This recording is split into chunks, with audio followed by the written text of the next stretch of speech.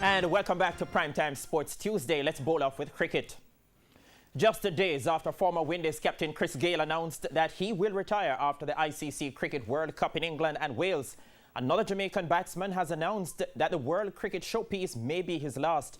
38-year-old middle-order batsman Marlon Samuels, who is set to miss the Windies' upcoming ODI series against England through injury, says he will most likely play his final ODI match in this summer's World Cup, which runs from May 30 to July 14.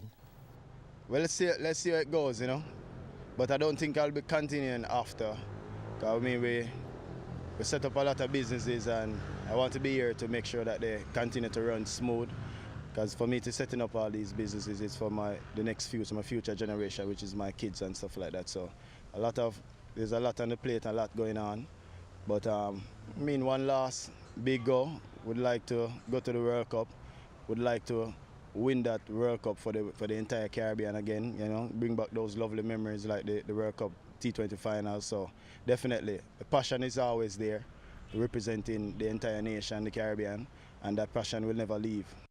The enigmatic Jamaican, who last played for the Windies during their tour of Bangladesh last year, says he's currently doing everything in his power to get over a recurring knee injury. At the moment, I'm going to Italy probably the 1st of March to go and see a specialist as well.